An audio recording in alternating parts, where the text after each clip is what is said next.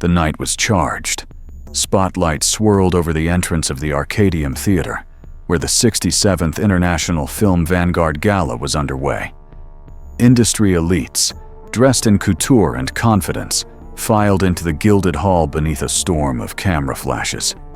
Inside, the stage shimmered with digital screens and gold accents, prepared for a parade of tributes, performances, and speeches meant to crown the titans of cinema. At the heart of it all sat Clint Eastwood, age-worn but unbent, a living monument in black tie. He didn't seek attention. He never had. His posture was upright, his eyes clear, and his silence said more than most speeches ever could. A few seats down, Tom Cruise radiated energy. Ever the showman, ever the spotlight's loyal servant. He owned the room with toothy smiles, quick nods, and a physicality that refused to age. Midway through the event, a segment titled Legends and Legacies began, an unscripted portion where younger stars were invited to pay homage to the greats. Tom Cruise was handed the microphone. The room hushed. Phones came out. All eyes turned to him. He began with charm, anecdotes, praise, and admiration. The audience leaned in. Then the shift happened. With a flicker of theatricality, Tom began to imitate. He squinted hard, slouched his shoulders, and started growling in a gravelly tone, a caricature of Clint's iconic Western drawl. The audience chuckled. Encouraged, he pushed further. He mocked the slow pacing, the whispery voice, and the deliberate pauses that defined Clint's screen presence. He mimed holding a pistol with shaky hands. Laughter rose, but unease slipped in underneath. He strutted across the stage, exaggerated the limp of an old cowboy, and pretended to fall asleep mid-monologue. It wasn't tribute anymore. It was theater at someone else's expense. The camera panned to Clint. He didn't move. His expression was unreadable, forged in the same silence that once held entire movie theaters captive. He watched, not wounded, not angry, but distant, as if viewing the moment from far beyond the room.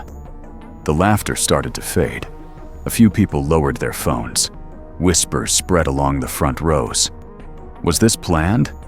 Was this okay? Tom, realizing the shifting energy, tried to laugh it off. "It's all in good fun," he said, but the microphone picked up the tension in his breath. He raised his arms theatrically and bowed, expecting applause. Silence met him. Then Clint stood. He rose slowly, without a word. He didn't take the microphone. He didn't point fingers. He simply turned toward the stage and began walking. Deliberate, unhurried steps, spine straight, chin lifted. Each stride rang louder than any speech. The audience stilled.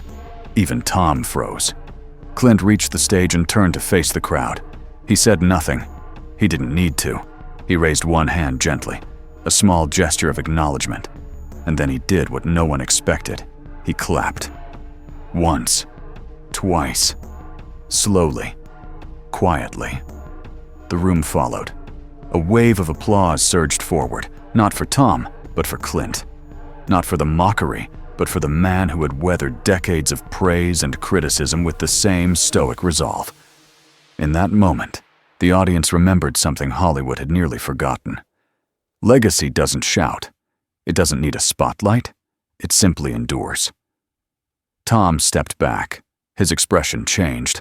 The arrogance dissolved, replaced by something rarer: humility. As Clint left the stage, he didn't look back. He returned to his seat with the same calm he'd always carried, the kind of presence that didn't demand respect, but inspired it naturally.